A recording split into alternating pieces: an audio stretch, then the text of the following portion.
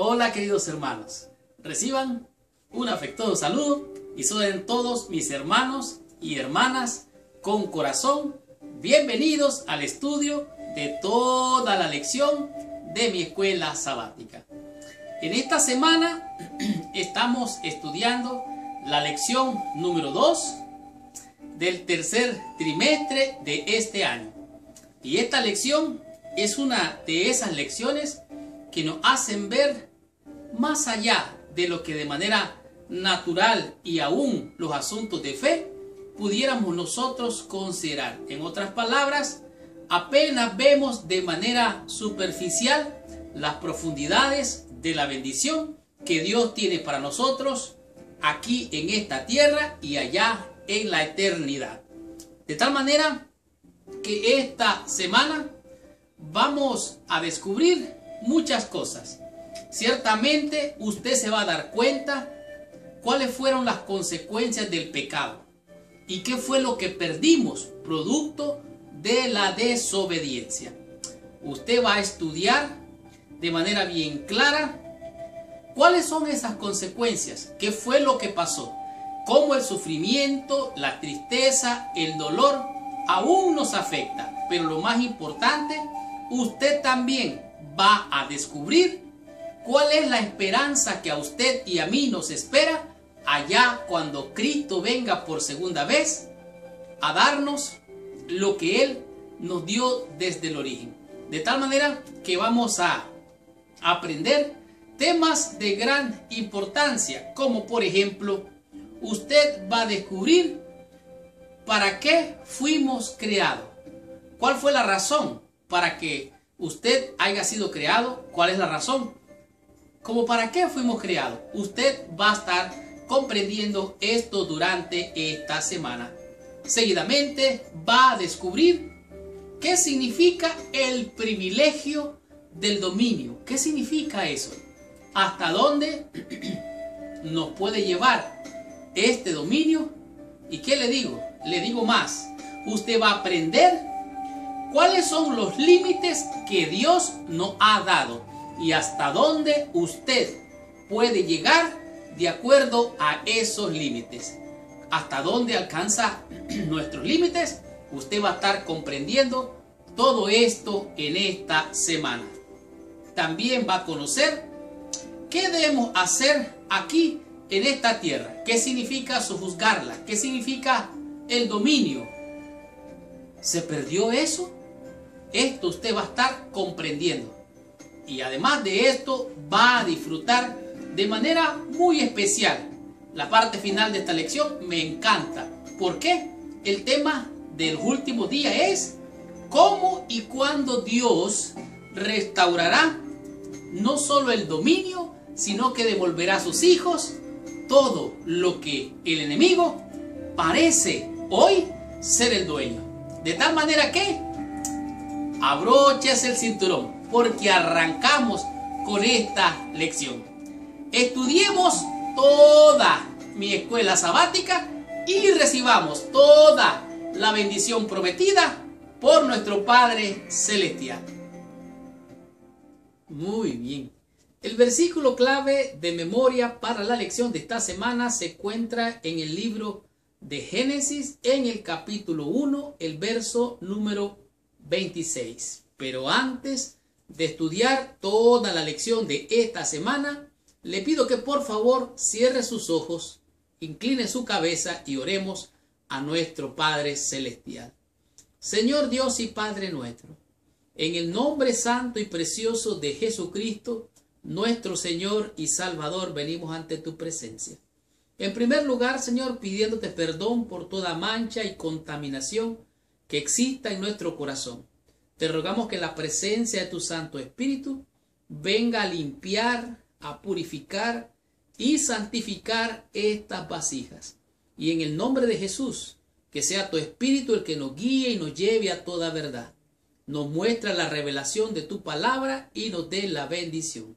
En el nombre de Jesús, a quien sea la honra, la gloria, el poder y la majestad por todos los siglos.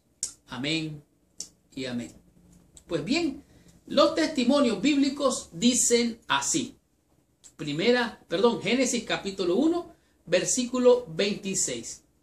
Entonces dijo Dios, oiga lo que Dios dijo: hagamos al hombre a nuestra imagen, conforme a nuestra semejanza, y señoree en los peces del mar, en las aves de los cielos, en las bestias, en toda la tierra y en todo animal que se arrastra sobre la tierra.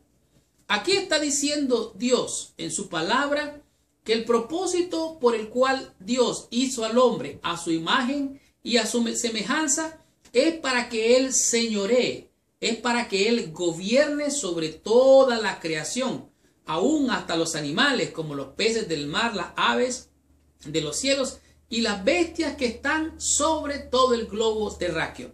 De tal manera que Dios le dio a Adán la comisión, el privilegio, le dio la mayordomía o la responsabilidad de ser el mayordomo y tener el dominio sobre toda la creación. Resulta para nosotros difícil entender las consecuencias del pecado.